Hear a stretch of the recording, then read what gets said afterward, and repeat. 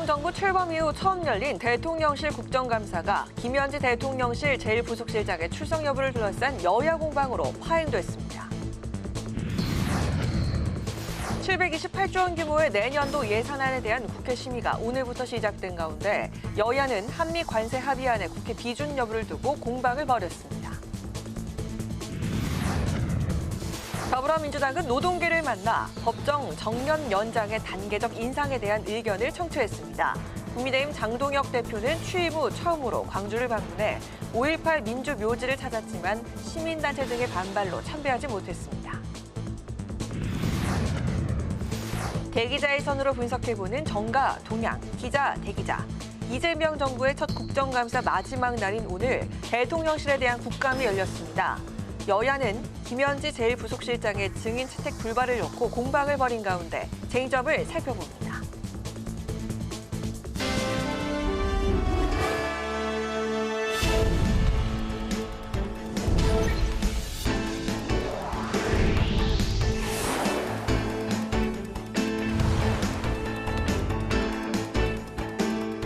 여러분 안녕하십니까. 11월 6일 목요일 국회 라이브 6 시작하겠습니다. 오늘 뉴스는 운영위원회 중계방송으로 늦게 시작합니다.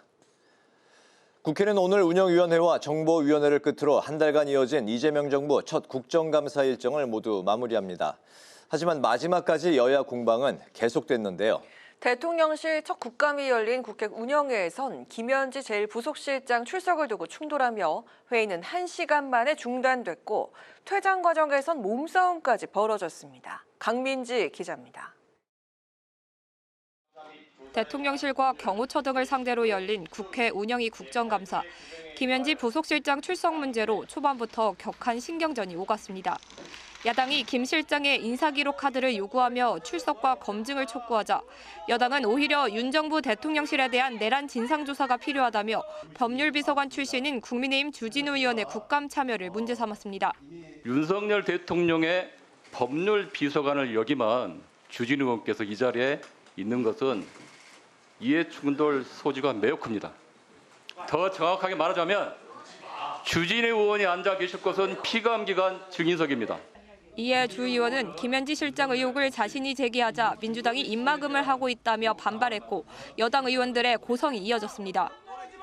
제가 김현지 부속실장 관련된 의혹을 집중적으로 제기하니까 민주당이 이렇게 조직적으로 입틀막하는 것에 대해서 저는 강력히 항의합니다. 결국 시작 1시간 만에 김병기 위원장이 회의를 정회했고 퇴장 과정에서 송원석 국민의힘 원내대표와 이기현 민주당 의원이 몸싸움을 벌이며 회의장은 순식간에 아수라장이 됐습니다.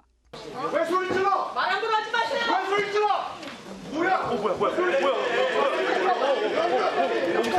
야당은 김현지 실장을 감싸려는 여당이 국감을 정쟁으로 몰고 가고 있다고 유감을 표했고 여당은 오히려 야당이 폭력으로 국감을 방해하고 있다며 가짜뉴스는 멈추라고 비판했습니다. 조용히 하세요. 숨기려고 하니까 자꾸 이렇게 하세요. 뭐 있는 거 아니냐, 도대체 누구냐, 도대체 어느 정도 위치에 있는 사람인가 이런 의혹이 계속 제기되는 거예요. 이재명 대통령을 보좌해서 성실하게 공직을 수행해 오신 대통령실 부속실장에 대해서 인격 모욕적이고 매우 저급한 말장난 그리고 가짜 뉴스 확산에 해당하는 이런 말들을 서슴지 않는 이 국감장에 대해서 매우 유감을 표명하고요. 이에 우성우 정무수석은 국회가 증인으로 채택하면 김 실장을 출석시키겠다며 근거 없는 의혹 제기는 자제해달라고 밝혔습니다. 나와서 해명하려고 하는데 못 나오게 하셨지 않습니까? 그래서 다 의혹이라고 해서 한 사람의 인격을 어렵게 만드는 것은 그건 국회의원의 특권이라고 보기엔 좀 어렵지 않겠습니까? 그래서 속개된 회의에서는 한미 관세 협상과 대미 투자 논란으로 공방이 이어졌습니다. 여당은 경제 불확실성을 해소한 성과라고 평가했지만 야당은 투자 규모와 수익 구조가 불투명하다고 비판했습니다. 이에 대통령실은 곧 체결할 대미 투자 패키지 MOU에 상업적 합리성 조항을 명시해 투자 회수 우려를 불식시키겠다고 밝혔습니다. 이어 한미 통상안보 협의 결과를 담은 조인트 팩트시트도 원만한 협상 과정에 있다며 이번 주 안에 발표할 계획이라고 밝혔습니다. 투자 원리금 회수에 불확실성 있는 사업은 애시당초 착수하지 않도록 그리고 우리 협의위원회에서 동의하지 않도록 그런 제1조의 상업적 합리성 조항을 넣었습니다. 한편 강훈식 비서실장은 12.3 비상계엄 당시 정부 내 상황을 조사할 별도 조직 신설도 검토하겠다고 덧붙였습니다. 국회 방송 강민지입니다. 국회 예산결산특별위원회의 728조 원 규모의 내년도 예산안 심사를 위한 종합정책 질의에서도 한미 관세 합의 등이 쟁점이 됐습니다. 김동길 기자의 보도입니다. 여야는 한미 관세 합의에 대한 국회 비준 여부를 두고 공방을 벌였습니다. 국민의힘은 국회 비준이 반드시 필요하다고 주장했고 김민석 국무총리는 한미 관세 합의는 MOU 형태로 국회 비준 대상이 아니라고 밝혔습니다. 특별법까지 제정해서 2천억을 미국에 투자를 해야 된다면 우리는 당연히 국회 비준을 받아야 되죠. 원칙적으로는 조약의 경우에는 비준을 해야 되는 것이고 그렇지 않은 경우에는 적정한 형식의 국회 동의를. 헌법 제60조 1항은 국가나 국민에게 중대한 재정 부담을 지우는 조약의 경우 국회 동의 요구하지만 이번 합의는 그 행정협정 수준의 양해 각서 아닌 건가요? 그게 맞는 거죠? 대미 현금 투자 규모를 두고 민주당은 일본과 비교해 잘한 협상이라고 강조했습니다. 일본은 29년 1월 트럼프 마지막 행정부 있잖아요. 임기까지 다 완납을 해야 됩니다. 우리는 어떻게 됐습니까? 그렇게 노력하되 연간 상한을 200불로 했기 때문에 우린 최장 10년간 있지 않습니까? 국민의힘은 조속한 합의문 공개를 거듭 촉구했습니다. 구체적인 합의 서명도 없고 구두 발표로 끝난 이 비문서 협상은 양국 간 해석의 차이로 좀 국익에 손실을 줄 수도 있다. 이 밖에 민주당은 지역균형 발전을 위한 예산 반영을 주문했고 국민의힘은 미국 조지아주에서 발생한 우리나라 근로자 구금 사태와 캄보디아 사태 등에 대한 정부의 대응을 추궁했습니다. 김민석 국무총리는 지금은 민생경제 회복과 미래성장 도약을 위해 재정에 적극적인 역할이 절실하다며 내년도 예산안에 법정 기한 내 처리를 요청했습니다. 국회 방송 김동길입니다. 정청래 더불어민주당 대표는 노동계와 만나 법정 정년 연장과 노동자의 작업 중지권 확대 입법 등을 논의했습니다. 장동혁 국민의힘 대표는 당대표 취임 이후 처음으로 광주를 찾았지만 시민단체 거센 반발로 일정을 제대로 소화하지 못했습니다. 이소희 기자입니다. 정청래 대표와 민주노총의 만남에선 법정 정년 연장을 포함한 노동계 현안이 테이블에 올랐습니다. 민노총은 노후 빈곤 해소 등을 이유로 정년 연장 입법을 촉구했고 정 대표는 이를 경청한 것으로 전해졌습니다. 법정 정년 65세를 단계적으로 연장하는 일 역시 이미 이재명 정부의 국정과제에서 상당 반영되어 있는 만큼 여러분들에게 조금이라도 도움이 될 수 있도록 노력하겠습니다. 다만 간담회 이후 민주당 지도부는 정년 연장의 연내 입법은 단정하기 어렵다고 밝혔습니다. 최근 당내 관련 특위를 출범시키며 정년 연장의 빠른 처리를 시사했는데 사실상 청년과 기업의 목소리도 더 숙이해야 한다는 입장으로 풀이됩니다. 정 대표는 산업 재해 없는 노동 현장을 위해 노동자 스스로 작업을 중지할 수 있는 작업 중지권 확대 입법에 속도를 내겠다고도 약속했습니다. 지역 순회를 통해 민심 잡기에 나선 국민의힘은 어제 충청권에 이어 오늘은 광주로 향했습니다. 장동혁 대표의 취임 이후 첫 광주 방문입니다. 5월 정신이 대한민국의 긍지가 되고 역사의 자부심이 되도록 국민의힘은 진심을 다해 호남과 동행하겠습니다. 진정한 화합과 국민 통합의 미래로 나아가는 새로운 이정표가 될 것입니다. 첫 일정으로 광주 5.18 민주묘지를 찾은 장 대표는 시민단체의 반발로 참배는 하지 못하고 결국 추모탑 앞에서 묵념을 했습니다. 장 대표는 5.18에 대해 국민의힘이 여러 차례 사과했지만 진정성이 닿지 못한 것 같다며 앞으로도 노력하겠다고 밝혔습니다. 5.18 정신의 헌법 전문 수록도 이미 동의하고 있다며 여야 이견이 없어 논의 이후 헌법 전문에 반영될 것이라고 덧붙였습니다. 장 대표는 앞으로 매월 한 번 이상 호남을 찾아 지역의 민심과 현안을 챙기겠다는 의지도 내비쳤습니다. 국회 방송 이소희입니다.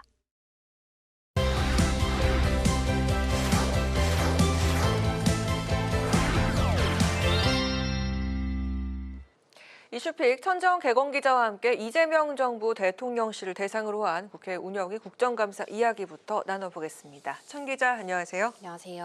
네, 이재명 정부 들어서 첫 국정감사가 오늘로써 마무리가 됩니다. 운영위 국정감사에선 여야가 초반부터 아주 강하게 부딪히는 모습을 보였었는데요. 김현지 대통령실 제1부속실장은 결국 출석하지 않았죠. 그렇습니다. 국회 운영위 시작부터 여야 기싸움이 팽팽했습니다. 보통 국정감사는 기관들의 업무 보고 그리고 의원들의 자료 제출 요구나 의사진행 발언이 끝나면 질의가 시작되는데요. 오늘은 업무 보고부터 수차례 제동이 걸렸습니다.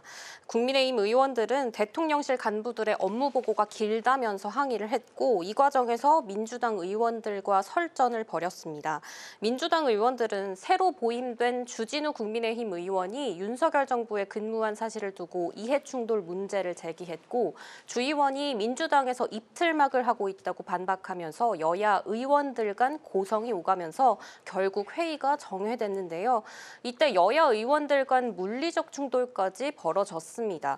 국민의힘에선 이번 해 국감이 김현지로 시작해 김현지로 끝나는 것 같다. 이 행안부 등에서 유권 해석을 받았다면서 김 실장의 인사기록 카드를 요구하기도 했습니다. 김 실장 관련 질의가 나올 때마다 여야는 언쟁을 벌였는데요. 우상호 정무수석은 이 대통령 일정 수행을 위해서 오전만 출석하겠다고 한 걸 두고 출석 거부라고 표현되는 건 과하다고 했고 이 강훈식 대통령 비서실장은 50명 비서관 중에 한 명일 뿐인데 과도하게 공격받고 있다면서 지금 이 자리는 피의자가 아니라 증인으로 나온 거기 때문에 이 제기된 의혹과 관련해서는 질의 시에 다 답변을 하겠다고 말했습니다. 네, 그리고 운영위 국정감사에선 한미 관세 협상 결과에 대한 여야의 상반된 질의가 이어졌던 걸로 보이는데 대통령실은 한미 간의 팩트시트 협상이 마무리 단계다 이렇게 밝혔죠. 네, 강훈식 대통령 비서실장은 한미 관세 협상 관련 남은 절차에 대해서 이 공동 설명 자료인 팩트시트 협상이 진행 중이고 이번 주 내에 발표될 거라고 설명했습니다. 김용범 대통령실 정책실장은 팩트시트 이후 체결될 이 MOU 제1조에는 상업적 합리성이라는 조항을 넣었다면서 이 대미 투자금 원금 회수가 어려울 수 있다는 우려에 대해 이 안전장치를 마련하려고 노력했다고 답했습니다. 이 관세 협상 결과에 대해 민주당에선 한미 관계가 어느 때보다 업그레이드 됐다. 이 원자력 추진 잠수함 건조까지 승인됐다면서 성과를 강조했습니다. 강훈식 대통령 비서실장도 경제 불확실성이 제거됐고 EU나 일본과 다르게 새로운 협상 구조로 이루어졌다는 점을 높이 평가할 수 있다고 답했습니다. 이 국민의힘은 강 실장이 언급한 이 새로운 협상 구조에 대한 문제 제기를 했는데요. EU는 민간이 투자를 하고 일본은 정부가 투자를 했는데 한국도 민간만 투자했어야 하는 것 아니냐. 이 정부까지 일본 방식대로 끌려 들어간 것 아니냐고 지적을 했습니다. 이 강훈식 비서실장은 오히려 기업이 투자할 수 있는 공간이 열렸다는 지점에 주목해야 하고 이 미국 투자가 불가피한 지점에서 정부가 역할을 할 수 있는 공간을 찾은 거라고 설명했습니다. 네, 그렇군요. 자, 민주당이 정년 연장 법안을 마련하기 위해서 속도를 내고 있는 가운데 국민의힘 측에서도 찬성의 입장을 밝혔습니다. 이번 정기국회 내 법안을 통과시킬 길이 열렸다 이렇게 봐도 좋겠죠? 네, 여야가 이 큰 맥락의 정년 연장에 대해 뜻을 같이 하게 되면서 일단은 청신호가 켜졌다고 볼 수 있는데요. 결국 법안 통과에서 중요한 건 이 디테일한 조건이기 때문에 차이를 좁혀나가는 게 중요할 것 같습니다. 정청래 민주당 대표는 오늘 민주노총을 찾아서 정년 연장을 65세로 단계적으로 연장하는 방안이 이 정부 국정과제에 상당히 반영돼 있다면서 이 추진 의지를 재확인했습니다.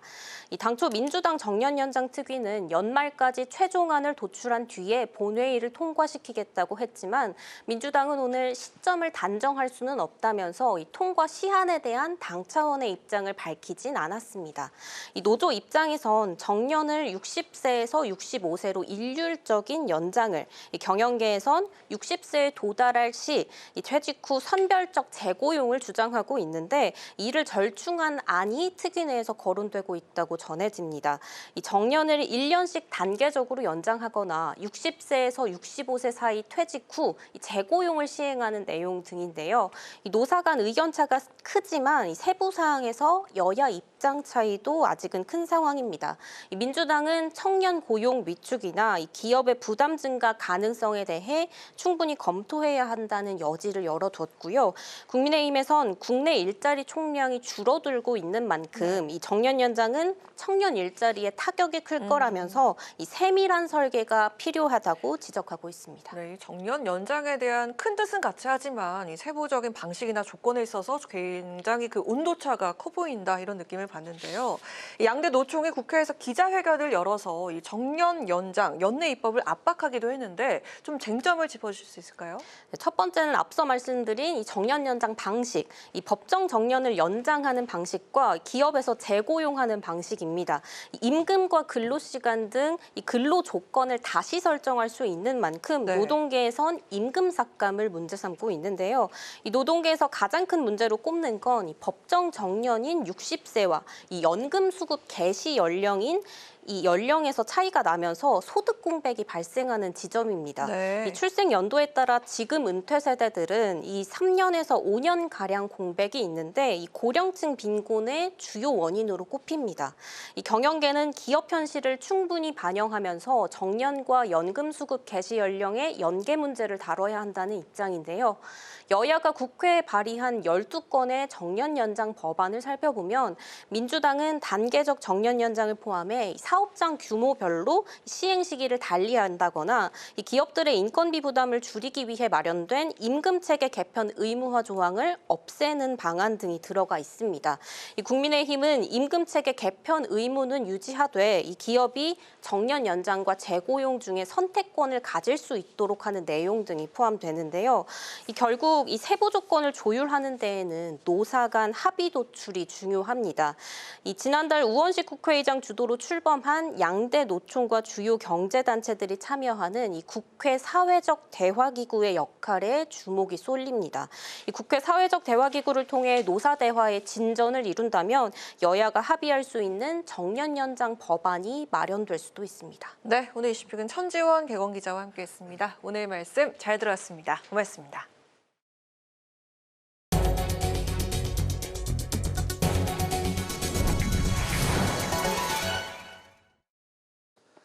국회 법제사법위원회 전체 회의에서 여야는 이재명 정부의 11호 부동산 대책에 대해 다른 입장을 보였습니다. 나경원 국민의힘 의원은 결국 현금 부자가 아니면 부동산을 살 수 없는 구조를 만들었다며 국토부의 전면 재검토를 촉구했습니다. 전현희 더불어민주당 의원은 윤 정권에서 사실상 공급이 거의 이루어지지 않아서 부동산 가격이 폭등했고 정부가 특단의 조치를 내린 것이라고 반박했습니다. 더불어민주당이 장동혁 국민의힘 대표를 부동산 투기 혐의로 고발했습니다. 정준호 의원은 서울경찰청을 찾아 장 대표가 당진 고속도로 종점 인근 토지를 소유해 이해충돌방지법상 이해관계 관련자임에도 예산 증액 심사에 참여하고 관련 공사가 착공되도록 했다고 지적했습니다. 장동혁 국민의힘 대표는 근거 없는 의혹 제기라고 반박했습니다. 장 대표는 공시지가와 토지 용도 그리고 현재 거래 상황을 확인해보면 민주당의 공세가 얼마나 터무니없는지 알 수 있을 거라고 해명했습니다. 이준석 개혁신당 대표가 내년 6월 지방선거에서 국민의힘과 연대를 고려하지 않고 있다고 밝혔습니다. 이 대표는 현재 보수 진영이 전국 단위 선거에서 거듭 패배하는 이유는 변화는 거부하면서 뭉치면 이긴다는 시대착오적 전략에 매달리고 있기 때문이라고 평가했습니다. 개혁신당은 이번 지방선거에서 연대와 같은 산술적 정치 공학보다는 국민을 위한 새로운 도전을 이어가겠다고 강조했습니다. 대한민국 국회가 오는 12일 서울 워커힐 호텔에서 제11차 믹타 국회의장 회의를 개최합니다. 2013년 9월 우리나라가 주도해 창설한 믹타는 민주주의, 자유시장 경제를 핵심 가치로 공유하는 중견국 협의체로 멕시코, 인도네시아, 대한민국, 튀르키예 그리고 호주의 알파벳 앞글자로 이름을 지었습니다. 이번 믹타 국회의장 회의에서는 통합과 공존의 미래를 위한 의회의 포용적 리더십을 대주제로 평화 구축, 기후위기 해결, 사회적 약자 포용, 그리고 정치 양극화 등 4개의 세션으로 나누어 다양한 논의가 진행될 예정입니다.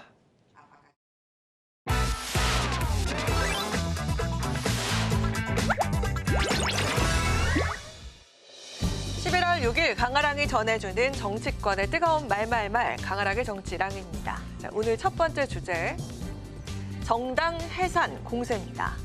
추경호 국민의힘 전 원내대표에 대한 체포동의안이 이달 말 국회 본회의 표결에 붙여질 예정인 가운데 가결 여부와 그 이후 국민의힘 상황에 이목이 집중되고 있습니다. 당연히 체포동의안은 가결됐고요. 위헌적인 비상계엄에 대해서 동조하고 해제를 방해한 혐의는 저는 어찌됐건 그 책임은 져야 된다라고 보고요.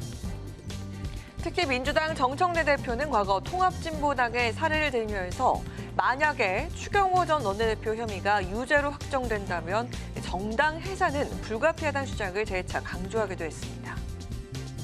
경우에 따라서는 정당 해산 가능성도 있다고 보고 있습니다. 국민의힘 내부에서 정당 해산을 원하는 사람들이 있다라는 얘기도 들려오고 있어요. 차라리 정당 해산돼서 새로운 길을 모색하는 게 낫다라고 얘기하는 정치인들도 있다라는. 이 말처럼 홍준표 전 대구시장 또한 추경호 전 원내대표의 기소 시 정당 해산은 불가피해 보인다면서 차라리 자발적 해산으로 보수 재건에 나서야 한다고 의견을 밝혔습니다. 하지만 국민의힘 지도부는 정당 해산 가능성에 대해서 선을 긋는 모습이었습니다. 특검이 이렇게까지 많이 했는데 거의 지금 추경호 대표뿐만 아니라 다른 어떤 의원도 계엄에 같이 상의했다라는 증언이 한 개도 나오지 않았어요. 추경호 대표님의 구속 여부와 상관없이 우리 당이 위헌 정당, 내란 정당이 될 가능성은 매우 낮다고 생각해요.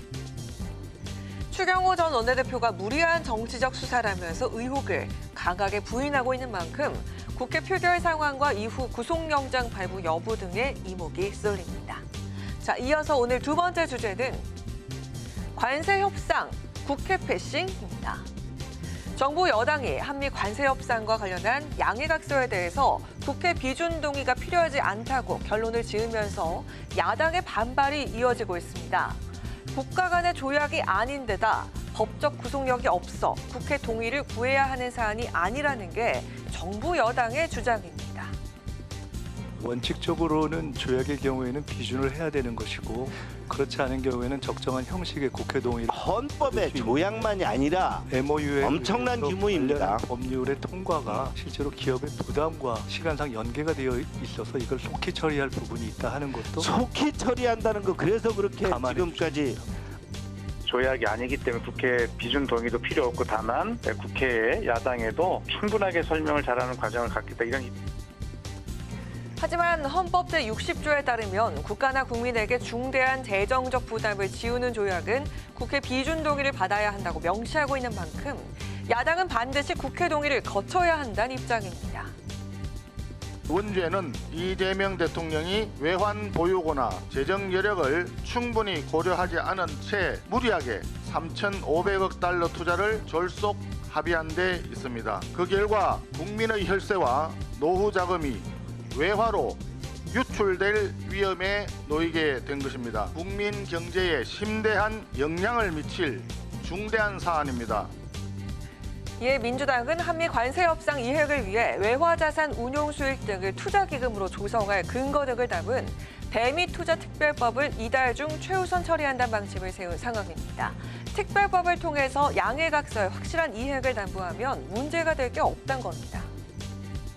이게 특별법을 하게 되면 문제가 뭐냐면 전체 내용이 제대로 국회에서 논의가 되는 게 아니고 우리가 해줘야 되는 것들만 선별해가지고 특별법을 만들어서 재정 지출의 근거만 만들겠다는 거거든요. 민주당도 숨길 게 없다면 특별법을 하든 비준을 하든 국회 다수당이기 때문에 큰 그런 문제가 없어요. 그래서 네, 숨기지 마라. 당정은 국회 비준을 구할 경우 여야 대치로 인한 관세 인하 지원으로 기업 부담이 커질 거란 판단 때문인 것으로 보입니다. 정부 여당의 효율성과 야당의 원칙성이 부딪히고 있는 가운데 관세 협상 타결의 실질적인 후속 조치에 기추가 주목됩니다. 지금까지 강아랑의 정치랑이었습니다.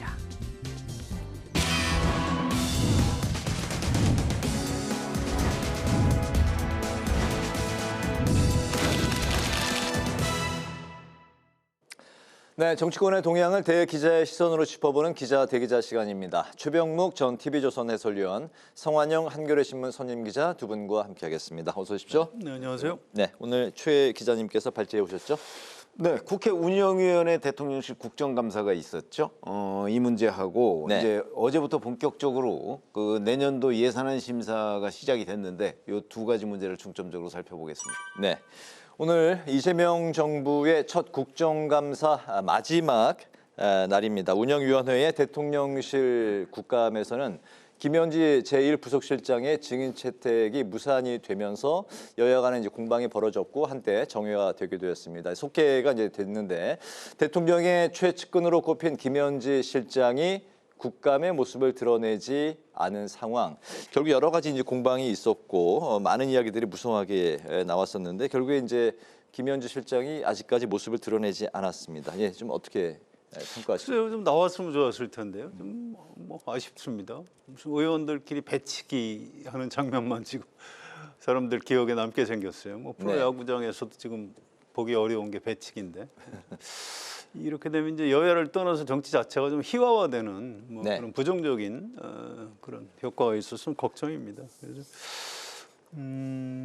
오늘 안 나왔다고 해서 끝났다고 생각하지는 않아요. 물론 형식적으로는 국정감사, 운영위원회 증인으로 나오는 게 제일 좋았겠죠. 근데 그렇지 않더라도 앞으로 뭐 상임위원회 차원에서 뭐 다른 명분으로라도 뭐 나와서 뭐 말도 좀 하고 본인이 설명도 하고 의원들이 이제 여러 가지 우리 국민이 갖고 있는 여러 가지 궁금증이 있지 않습니까? 뭐 그런 걸 그 업무 범위 안에서 뭐 이렇게 물어보고 뭐 답변하고 이런 시간을 좀 가졌으면 좋겠다 이런 생각을 했습니다. 네네, 어떻게 보셨습니까?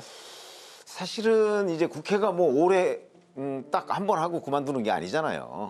매년 계속하기 때문에 이제 관행이라는 것이 있고 그다음에 이제 절차라는 것이 있는데 어떤 과정을 거쳤더라도 사실 김현지 이제 9월 달까지 총무비서관 아니었습니까? 총무비서관이 국회 국정감사에 나오는 거는 자연스러운 상황이었어요.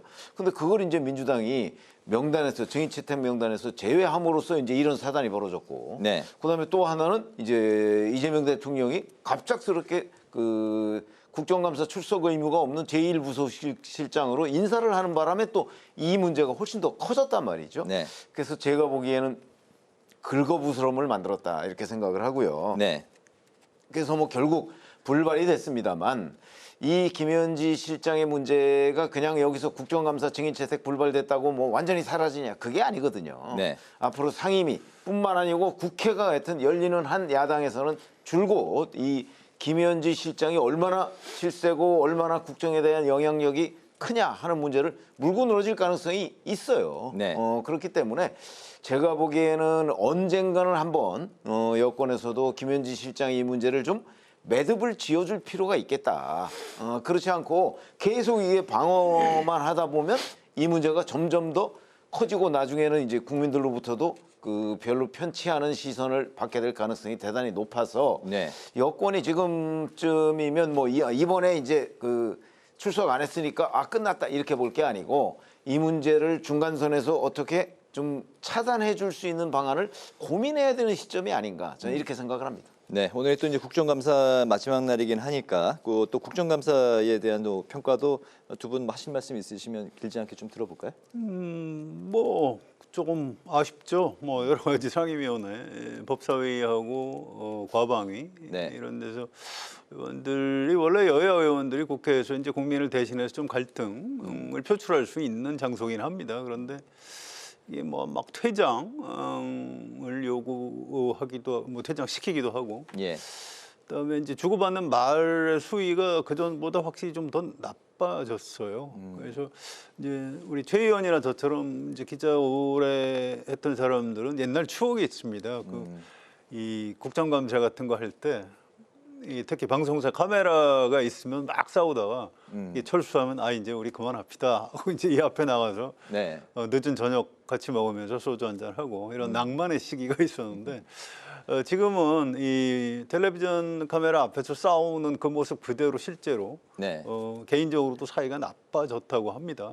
그래서 좀 아쉬움이 있어요. 그래서 정치라는 게 어차피 생각이 다른 사람들하고도 대화하고 타협하는 그런 건데 우리 지금 국회의원들이 그런 면에서는 그전 선배들보다 오히려 좀 못한 측면이 있는 것 같습니다. 그런 부분에 대해서 저는 좀 아쉬움 같은 걸 짙게 갖고 있습니다. 네, 성과와 아쉬움 뭐 저도 거의 비슷한데 사실은 과거 같으면은 이제 그 어느 정도 대화가 좀 돼 있거든요. 여야 간에. 그래서 이제 그런 대화를 통해서 이 공개적인 장소에서 풀지 못했던 것도 이제 사적인 대화나 뭐 또는 비공식적인 채널을 통해서 풀기도 하고 이런 것들이 좀 보였어요. 근데 제도상으로는 이제 국회법을 계속해서 뭐 동물국회를 못하게 하고 뭐 이런저런 여러 가지 그 보완점이 이루어졌는데 그런데 그걸 실질적으로 운영하는 국회의원들은 별로 나아지지가 않는다. 그래서 매년 뭐 국정감사나 뭐 본회의나 정기국회나 지나고 나면 뭐 최악 이런 식으로 매년 그 에스컬레이터가 되거든요. 그래서 이런 상황을 누군가는 또 끊어줘야 되는데 이걸 끊어줘야 할 책무가 아무래도 야당보다는 여당한테 많이 있습니다. 그래서 여당이 이 국회의 문화를 좀 개선하기 위한 그리고 조금 더 발전시키기 위한 그런 부분을 좀 고민해야 할 시점이다 이렇게 생각합니다. 네네. 성과보다는 이제 아쉬움 위주로 두 분이 이제 말씀하셨는데요. 다음 그 한미 관세 협상에 대한 질의로 좀 넘어가 보겠습니다. 민주당이 3,500억 달러 규모의 대미 투자 MOU는 국가 비준 대상이 이제 아니고 그렇기 때문에 대미 투자 특별법을 입법해서 추진하겠다고 밝혔는데요. 국민의힘은 반면에 정부 예산 70%에 이르는 규모인 만큼 반드시 국회의 비준 동의가 필요하다. 이게 상반된 입장을 밝혔습니다. 좀 어떻게 판단을 좀 내려야 될까요? 이게 뭐 특별히 그렇게 의견은 갈릴 수 있어요. 그리고 이제 그게 민주당 입장이 아니고 정부에서 검토한 입장입니다. 이게 헌법의 60조에 국회가 할 수 있는 여러 가지 일 중에 국가나 국민에게 중대한 재정적 부담을 지우는 조약 이렇게 돼 있어요. 네. 근데 이제 정부 입장에서는 아니 MOU 이거 양해각서기 때문에 이제 조약이 아니다. 이제 이렇게 좀 좁게 해석을 해서 이건 뭐 비준 동의 대상은 아닌 것 같다. 이제 이런 의견입니다. 그래서 이제 민주당도 아니 뭐 어차피 여기서 저 특별법을 만들어서 입법을 해야 되는데 어차피 국회에서 심의해야 되는데 뭐 비준 동의를 받고 또 특별법 만들 때 또 입법 절차 밟고 그럴 필요 없지 않느냐. 뭐 이제 이런 정도의 얘기입니다. 그리고 이게 뭐 예를 들어서 비준 동의 이 과정에서 뭐 야당이 이걸 뭐 막을 수 있는 의석을 갖고 있는 것도 아니거든요. 그래서 이건 생각보다 그렇게 어려운 쟁점은 아니고요. 비준 동의를 하지 않더라도 대미 투자 특별법을 만들게 되면 국회 상임위원회에서 심도 있게 논의를 해야 됩니다. 그래서 뭐 그렇게 각이 아주 첨예하게 서는 쟁점은 아니다 이렇게 생각합니다. 예, 각을 첨예하게 세울 정도의 쟁점이 아니다. 최 의원님 생각은 어떠세요? 아니 뭐 헌법에 명확하게 규정이 있고요. 그리고 이제 만약에 MOU가 최종적인 그 한미 간의 합의다 이렇게 얘기를 한다면 그렇다면 이거는 비준 동의를 받는 게 맞는 거죠. 근데 지금 MOU는 그런 게 아니거든요. 양해각서고 사실은 MOU라는 거는 안 지켜도 괜찮은 겁니다. 그래서 이제 그런 정도고 그다음에 특별히 이제 특별법을 진짜 만들어서 대미 투자를 추진한다고 하면 지금의 MOU라는 거는 큰 의미를 갖는 거는 아니죠. 그렇기 때문에 그냥 법 규정을 좀 좁게 해석해서 법은 그 헌법 60조에는 이제 조약 이렇게 돼 있으니까 이건 조약이 아니다라는 차원에서 충분히 저는 뭐 그 국회 비준 동의를 받지 않아도 된다. 다만 이제 특별법으로 추진을 하다 보면 그 특별법에 대해서는 이게 진짜 국민들한테 아주 중대한 재정 경제상의 부담을 지우는 행위거든요. 그러니까 그런 부분만 그 충실하게 좀 논의하면 그러면 뭐 문제는 치유될 수 있는 것 아닌가 이렇게 생각합니다. 네, 알겠습니다. 오늘 역대 최대 규모 728조 원 규모의 내년도 예산안에 대한 국회 심사가 시작이 됐습니다. 매년 이맘때 이제 심사가 진행이 되는데 민주당은 AI 강구 그리고 민생 회복을 강조하면서 기한 내 12월 2일이 될 텐데 기한 내 처리를 이제 강조를 했고 국민의힘은 지역화폐 사업의 예산을 포퓰리즘 예산이다 이렇게 비판을 하면서 국가 채무 비율이 증가하는 걸 우려를 했습니다. 결국에 이제 좀 큰 틀로 간단히 정리하면 긴축 예산으로 가느냐, 확대 재정으로 가느냐, 현재 민생과 여러 경제 어려움을 감안했을 때 이 상황을 감안하더라도 두 가지 중에 어떤 걸 선택해야 되는지 여야 간에 또 마찬가지로 공방이 이어지고 있는 상황인데 역시 그 12월 2일은 쉽지 않아 보이는데 좀 이 상황 좀 어떻게? 근데 12월 2일 법정 기한 내에 처리할 수 있느냐 여부는 뭐 잘 아시다시피 워낙 압도적 의석을 가지고 있는 민주당에 달려 있는 거예요. 사실은 그 이제 국민의힘과 어느 정도나 협상을 그 해가면서 뭐 좀 줄일 거 줄이고 뭐 늘릴 거 늘리느냐 뭐 하는 것도 사실은 민주당의 큰 틀에서 보면 민주당이 재량권 내에 들어가 있는 거거든요. 네. 그래서 이제 민주당이 어떻게 국민을 보고 예산안 심사를 할 것이냐, 아니면 민주당의 의도, 그러니까 정부가 내놓은 그 사상 최대의 이 예산을 뭐 정부가 합리적으로 했다 하고 판단하고 그대로 밀어붙일 것이냐, 이런 정도의 판단이라고 저는 보여지고요. 네. 그런 점에서 본다면 이제 야당은 야당대로 몇몇 좀 짚어야 할 부분이 있어요. 뭐 지역화폐 예산이 뭐 예를 들어서 그 AI 3대 강국 얘기를 했는데 AI 3대 강국 예산보다 지역화폐 예산이 훨씬 많잖아요.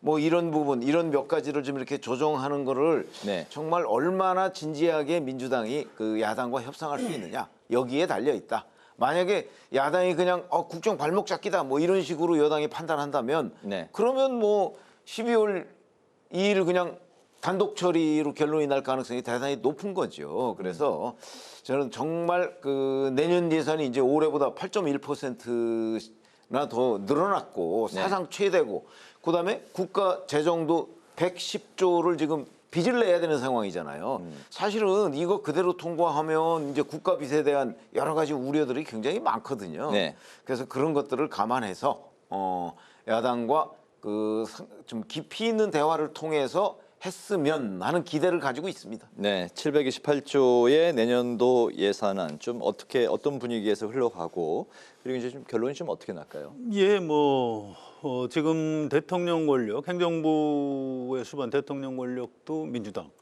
국회 절대 다수 의석도 민주당이죠. 근데 이게 처음 있는 상황은 아니에요. 문재인 대통령 때 이미 2020년 총선 때 민주당이 압승을 했죠. 그래서 2020년하고 2021년 예산안, 그 다음에 예산안 처리를 그때 정기국회에서 할 때 사실은 딱 12월 2일 날 날짜를 맞추지는 않았습니다. 다수 의석을 가졌다고 해서 뭐 정부 원안 올려서 의결한다, 이거는 사실은 불가능해요. 왜냐하면 의원들이 예산 심의권을 가지고 있고 또 뭐 여러 가지 추가로 반영해야 될 내용들이 있는 거거든요. 그래서 이번에도 꼭 뭐 2일 밤 12시 이렇게 맞출 것 같지는 않고요. 이제 어차피 야당 입장에서는 뭐 여러 가지 요구사항이 있을 테니까 그런 것들을 반영해서 조금 늦어질 수는 있겠습니다. 하루 이틀. 네. 그렇지만 이제 최 의원 말씀하신 대로 민주당이 워낙 국회에서 절대 다수 의석을 가지고 있기 때문에 12월 초에 지금 현재 정부에서 제출한 내년도 예산안의 그 기조하고 액수에서 그렇게 큰 변화 없이 12월 초에 통과될 걸로 그렇게 예상하는 게 맞는 것 같습니다. 법정 시한 내에 통과될 가능성이 높다. 법정 시한을 기계적으로 지키기는 어려울 수도 있지만 그 전에도 하루 이틀은 좀 늦어져서 시간을 줬었거든요. 올해도 비슷한 장면이 벌어질 것 같습니다. 12월 초에 예산이 확정될 가능성이 높다. 그렇습니다. 예, 알겠습니다. 이런 가운데 이제 국회 예결위 소속의 이제 국민의힘 의원들이 민주당이 이제 1년 전에 전액 삭감을 했었던 대통령실 특수활동비 82억 원을 다시 되살렸다고 비판을 했습니다. 또 2조 4천억 원으로 축소가 됐던 예비비는 4조 2천억 원으로 증액을 하는 등 내로남불 예산을 편성했다고 더불어 이제 삭감을 해야 한다고 주장을 했습니다. 대통령실 특수활동비 또 예비비 증액 좀 어떻게 보십니까? 아니 작년에 그 지금 이재명 대통령이 민주당 대표이던 시절에 이 특수활동비에 대해서 쓸데없는 예산이라고 그랬거든요. 자 그러면 불과 1년 전입니다. 1년 전에 쓸데없는 예산을 왜 지금 82억 원, 액수도 똑같아요. 그 82억 원을 되살렸느냐에 대해서 저는 설명이 있어야 그게 국민에 대한 도리라고 생각을 합니다. 작년에는 쓸데없는 거였는데 올해 갑자기 쓸데가 생겼다는 것인지, 아니면 작년에 쓸데없다고 얘기했던 부분이 좀 야당으로서 뭔가 그 정부 여당에 대한 정치 공세, 정략적인 발상이었는지 국민들은 굉장히 궁금해하거든요. 왜 작년과 올해 특수활동비, 대통령실 특수활동비를 대하는 이재명 대통령과 이재명 민주당 대표의 생각이 확 달라졌느냐.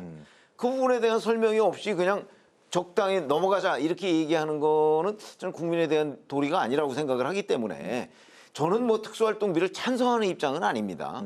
특수활동비를 저는 원칙적으로 폐지하는 저는 입장이지만 이재명 대통령이 작년과 올해가 완전히 달라졌기 때문에 그 부분에 대해서는 국민 앞에 설명할 의무가 있지 않을까 이렇게 판단합니다. 당시 민주당이 대통령실의 특수활동비를 이제 전액 이제 삭감해서 해야 제로로 된다고 만들었거든요. 주장했던 쓸데없는 예산이라고 했던 그 주장에는 좀 당시 대통령실이 좀 오남용을 하고 있다는 그런 차원의 지적은 아니었나요? 아니 제로로 만들었으면 오남용을 하고 있다면 오남용을 시정하면 되는 것이지 제로로 만들었으니까 정말 불필요하다고 봤던 거 아니겠어요?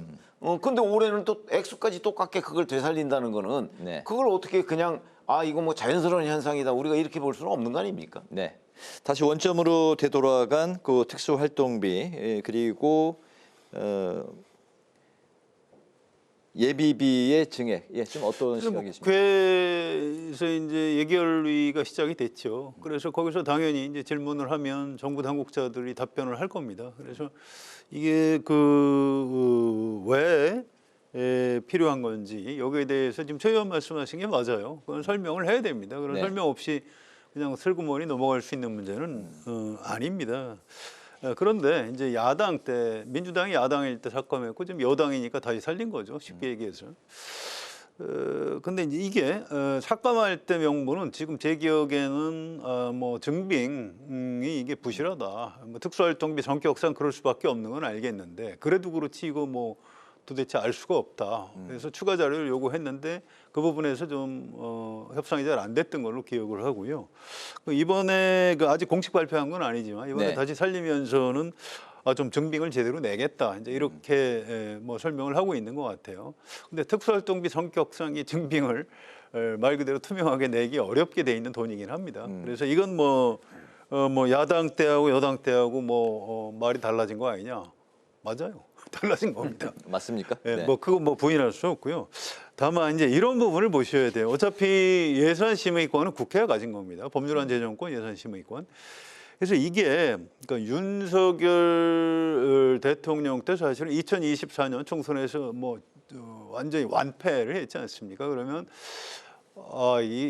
큰일 났구나. 내가 예산안을 이걸 지킬 수 없겠구나. 그래서 민주당 그 당시 야당이 민주당하고 좀 어떤 큰 틀의 어떤 정치 협상이 좀 필요했다고 봅니다. 뭐 대연정까지는 아니래도 뭐 인사하는데 뭐 야당 의견을 반영한다든가 이렇게 해서 예산안도 좀 협조를 구하고 이렇게 했으면 될 텐데 그렇게 안 하고 그냥 뭐 알아서 하라고 했다가 예산 삭감하고 그러니까 12월 3일 날 비상기업했잖아요. 그래서 본인 파면되고 뭐 지금 정권이 아예 바뀐 겁니다. 그래서 어차피 이거 예산심의에 대해서 지금 우리나라에서 이거 다 정부에서 하는 것 아니야? 이렇게 잘못 알고 있는 사람들이 많은데 전혀 그렇지 않아요. 미국 같은 경우에 아예 예산 편성권 자체를 의회가 가지고 있습니다. 그래서 이 기회에 뭐 제가 지금 민주당 이재명 대통령하고 민주당 입장이 달라진 걸 변호하는 건 아니고 이 국회에 다수 의석을 확보하는 게 이만큼 중요하다. 이런 점에 대해서는 좀 주의를 환기할 필요가 좀 있다고 생각합니다. 예, 알겠습니다. 민주당이 추경호 국민의힘 전 원내대표에 대한 체포동의안 표결을 오는 27일 본회의에서 이제 추진하겠다고 밝혔습니다.